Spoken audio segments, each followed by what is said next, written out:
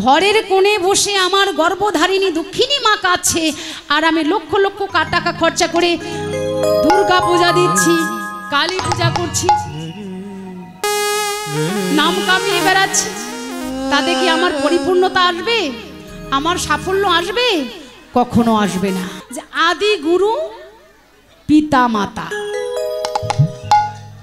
আদি গুরু পিতা মাতা, আর এক গুরু হচ্ছে মন্ত্রদাতা। দীক্ষা গুরু আছে, তিনি তো গুরুই বটে, কিন্তু আদি গুরুকে প্রথম আমাকে কে শিক্ষা দিয়েছে?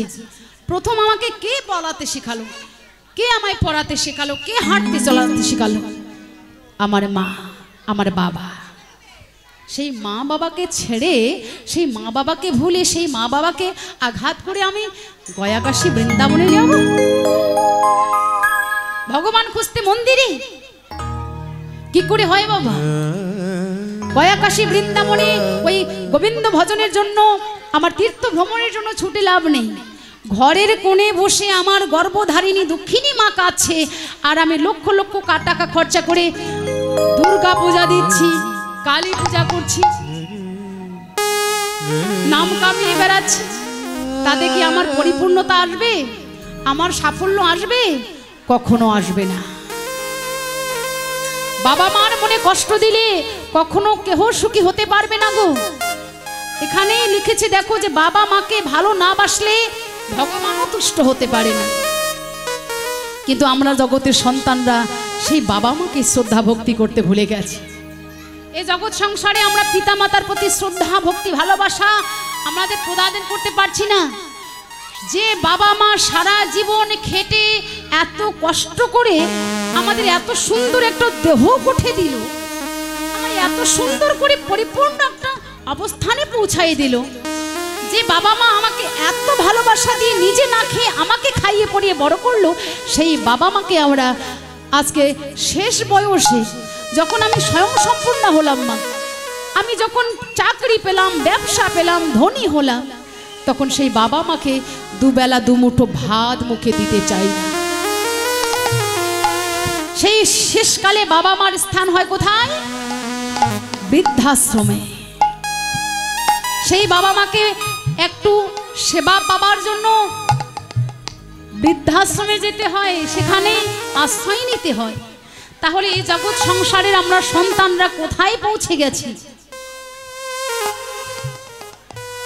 কিন্তু যতই যাই বলুন না কেন, এ জগৎ সংসারে কাদালে কাঁদিতে হয়, এ কথাটা মিথ্যে নয়। আজকে আমরা বাবা মাকে কাঁদাবো, আজকে আমার মা আমার দ্বারা কষ্ট পাবে, আমার বাবা আমার দ্বারা কষ্ট হবে, আমার বাবা কষ্ট পাবে, কিন্তু আমাকে চিন্তা করতে হবে যে আমি চিরদিন এমন থাকবো না। আমার ক্ষমতা, আমার রূপ, আমার যৌবন একদিন আমাকেও সেই অবস্থানে পৌঁছায় দেবে। যেদিন আমি বাবা হব, আমি মা হব, সেদিন হয়তো আমারও এমন পরিস্থিতি আসবে। তাই দেখো কি বলেছে, যে বাবা মাকে কাঁদিয়ে কোনো সন্তান কখনো কোনোদিন সুখী হতে পারেনি। আজকে আমি বাবা হয়েছি, আমি মা হয়েছি, আমার সন্তান আছে, এক সময় তারা যখন বড় হবে, আমি তখন বৃদ্ধ হব, তাদের দ্বারা কি আমি আঘাত পাবো না? আপনারা সবাই জানেন মা কইকেয়ী কি করেছিল? নিজের সুখ ভোগের জন্য, নিজের রাজমাতা হবার প্রলোভনে, নিজের রাজমাতা হবার লোভ সামলাতে না পেরে শ্রীরামকে বনে পাঠানোর ব্যবস্থা করলো। যে শ্রীরাম যদি রাজা হয়ে যায়, তাহলে রাজমাতা হবে দিদি কৌশল্যা। এটা মন্ত্রণা যদিও দিয়েই দিল কেউ একজন, সে কে? বাবার বাড়ির দাসী মন্থরা। এই কুমন্ত্রণা কর্ণে যখন লাগিয়ে দিল যে রাজমাতা কৌশল্যা হবে, তুই কি হবি? তার লোভ হয়ে গেল যে হ্যাঁ, আমি রাজমাতা হতে পারলাম না, তবে ঠিক একটা কার্য, সেটা কি হলো? যে শ্রীরামকে যদি বনে পাঠানো যায়, তাহলে ভরত রাজা হবে, আর ভরত রাজা হলে আমি হব রাজমাতা। এই লালসা নিয়ে যখন স্বামীর কাছে দুটো বর প্রাপ্ত ছিল, তার পাওয়ার ছিল, সেই বর চেয়ে নিল, তখন এই বর পেয়ে আনন্দিত হলো, খুশি হলো যে শ্রীরাম যাবে বনে আর ভরত হবে রাজা, আমি হব রাজমাতা। মা কৌশল্যা কত আনন্দের সহিত ধূপ দ্বীপ জ্বালা মালা সাজাচ্ছে। ধূপ জ্বালিয়েছে, দীপ জ্বালিয়েছে, মালা চন্দনে ভূষিত করবে শ্রীরামকে, মনে কত আনন্দ। সে আনন্দের বন্যা নিমিষের মধ্যেই শেষ হয়ে গেল।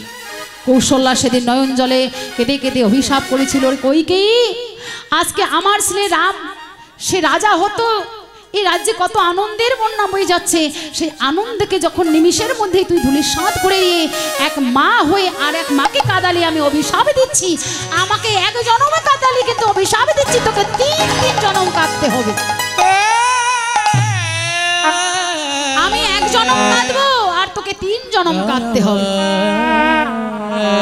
সেই 3 জনম কেঁদেছিল মা কইকেয়ী।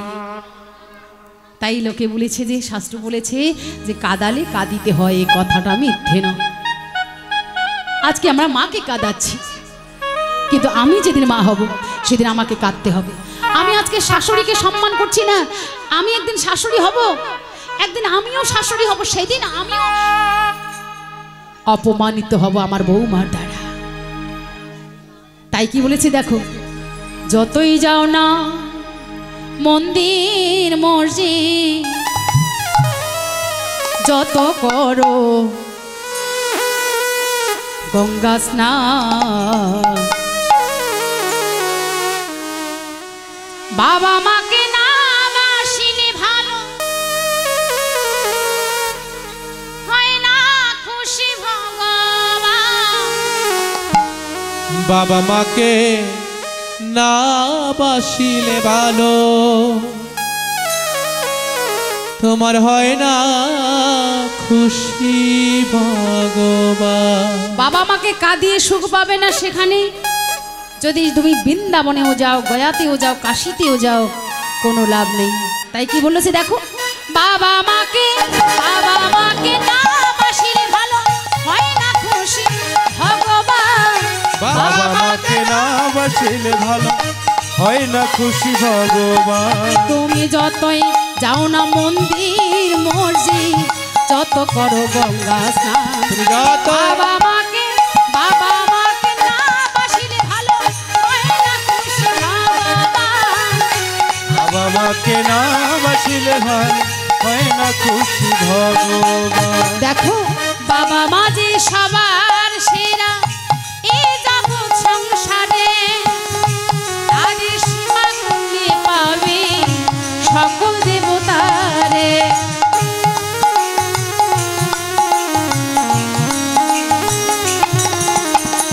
বাবা মা যে সবার সেরা এই জগৎ সংসারে, তাদের পূজা করলে পাবে সকল দেবতারে। যেতে হবে না গো তোমার, যেতে হবে না গো তোমার, যেতে হবে না গো তোমায় ধর্ম করতে তীর্থস্থান। বাবা মাকে না বাসিলে ভালো হয় না খুশি ভগবান।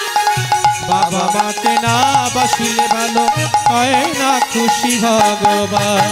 আর তোমায় বুকে জড়িয়ে ধরে কত কষ্টে মানুষ করে, সে বাবা মার 2 চোখে জল প্রভু যেন না ঝরে।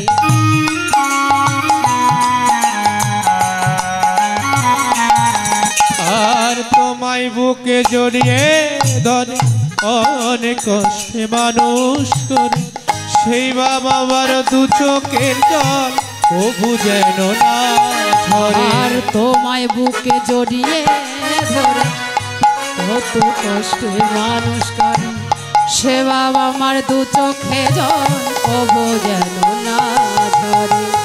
এই পৃথিবীর মাঝে আসা এই বাবা মার জন্য, তাদের সেবা করলে তোমার জন্ম হবে ধন্য।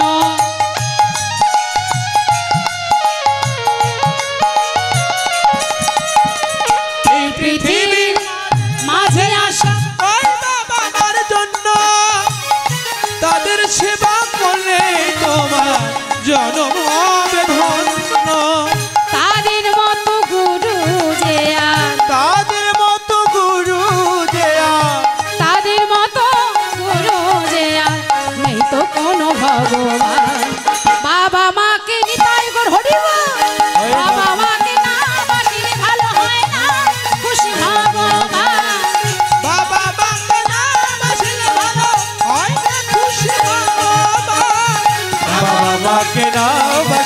ভালো হয় না খুশি ভগবান। যতই যাও না মন্দির মসজিদ, যত করো গঙ্গা স্নান, বাবা মাকে না বাসিলে ভালো হয় না খুশি ভগবান।